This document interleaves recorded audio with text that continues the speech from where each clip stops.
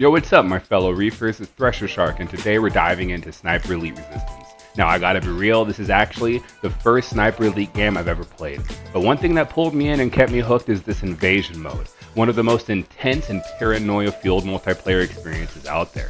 Imagine sniping your way through enemy territory, you're in your own multiplayer game, single player game, that turns into a multiplayer game because a player invades as a German, and their only goal is to hunt you down. And I mean, they usually end up fighting you, and it turns into some crazy antics. The tension, the strategy, the mind games, this mode is wild. I've been playing it live on stream, and if this video gets enough likes and views, I'll go back through and I'll play all of the Sniper Elite games. Because trust me, you're going to need something to steady your nerves for this one. I'll smoke a little right now, actually. Cheers.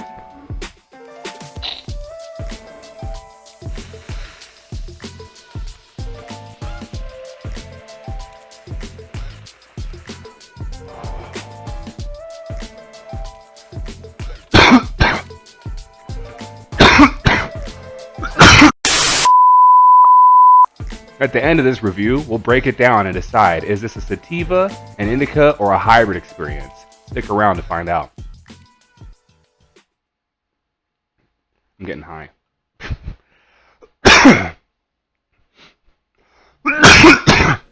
Alright. Sniper Elite Resistance takes place during World War II in around 1938, I think, 1940. It's when they have just taken France. They have control of most of it. You are playing as Harry.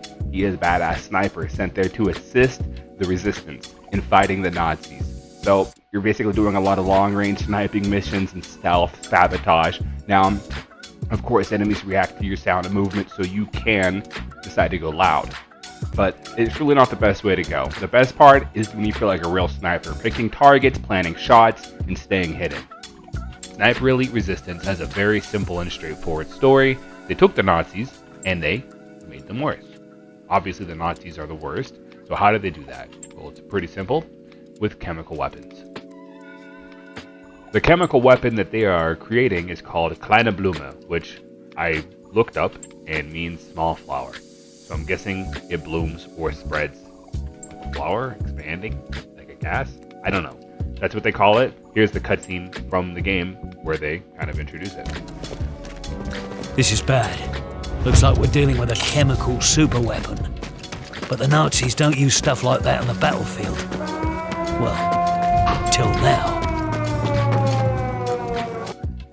The most important part of showing this cutscene has nothing to do with the plot. It has everything to do with how terrible the French accents are in this game. Oh my god. Fine. As the SOE agent? Name's Hawker. Harry Hawker.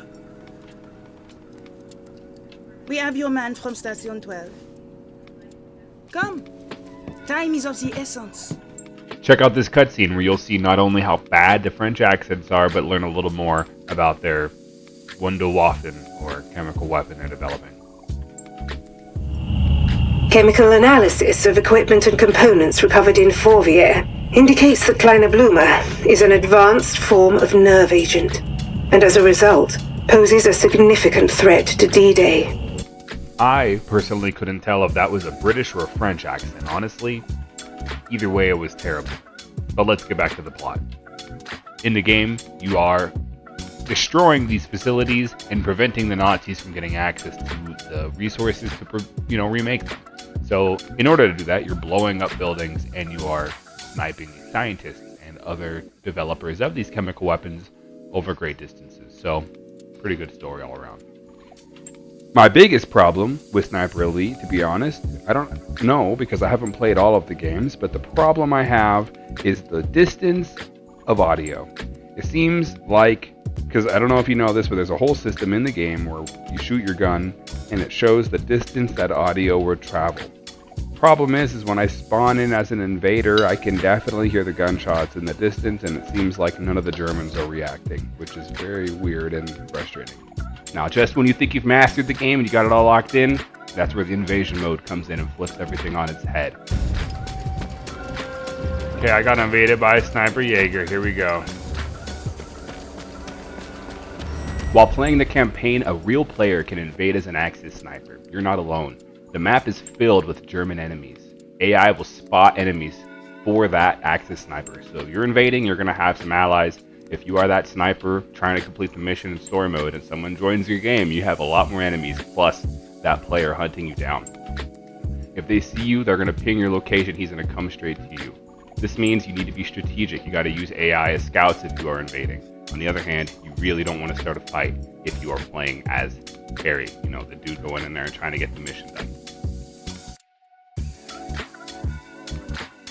Paranoia is real. That's why this game is perfect for stoners. If you get stoned and you get paranoid, this game's going to drive you crazy. Every rooftop, every shadow, every bush could be hiding a sniper. Adrenaline will be rushing. You'll be overloaded while you're trying to sneak through the enemies. You're going to have a player that could possibly be watching you from thousands of meters away. I love it when I get to take a shot on an enemy that's unsuspecting. Those headshots are satisfying because it forces them straight into the cutscene, where they get to see how good you are at hunting them.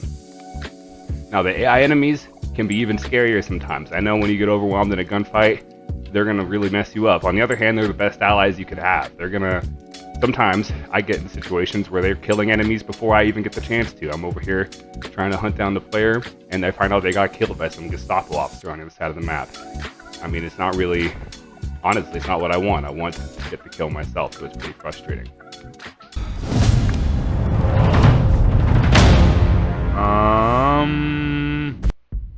Okay then.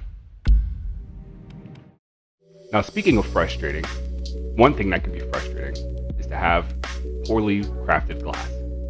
Glass that breaks easily, glass that doesn't diffuse and clean your smoke so that you have quality smoking experience. Now, I am the founder of and the creator of Mad Reefers Gaming. If you know me, you know all about it. We are an online smoke shop with American-made glass that donates 10% to ocean conservation.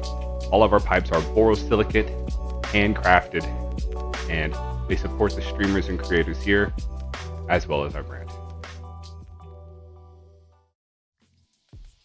Now we're going to go over the pros and cons of Invasion Mode.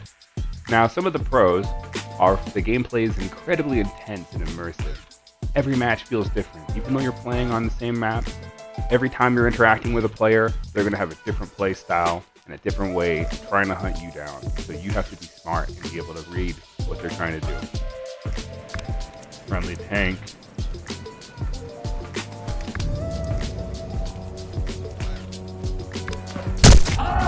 Ouch!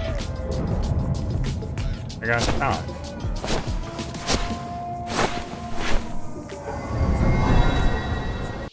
Now, honestly, my favorite part of the Invasion Mode is it adds crazy replayability. Even the campaign is unpredictable when you add this Invasion game mode into the mix. I do like this position right now.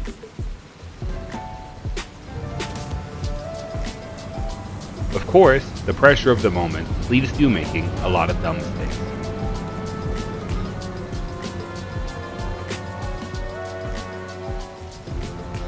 This shit is intense.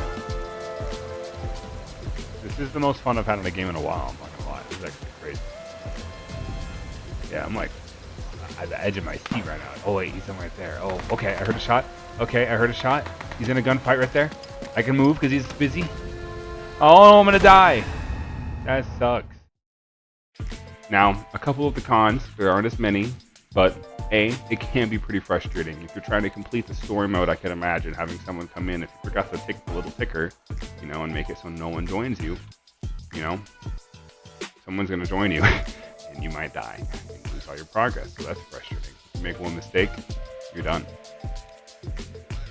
Now, if you're a chill gamer and you just want to relax and be stoned, I would not advise playing Invasion Mode.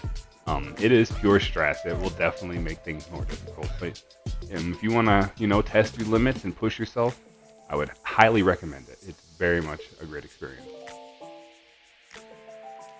Now, one con in Sniper Elite, in my opinion, is when somebody does the Invasion Mode, it kind of creates this anti-camping mode where now if you know where someone is, you can't sit there for over a period of time. Now, I understand why they added this element, but it does lead to some frustrating moments. If you have a great opportunity in a game of cat and mouse with somebody hunting them down, you want to know that you have the advantage, and if you sit in the same spot for too long, it gives away your position. Sometimes I think it's nice, sometimes, most of the time, I think it's ridiculous. I still haven't played enough to know exactly how it works though. Sometimes I'm in a small space and I'm just moving from window to window, and it seems to work. So maybe it's not so bad. Maybe it's good for people that are just sitting on a hill watching the whole time. Who knows? Alright, and now it's time for the final verdict. Is this an Indica, a Sativa, or a hybrid?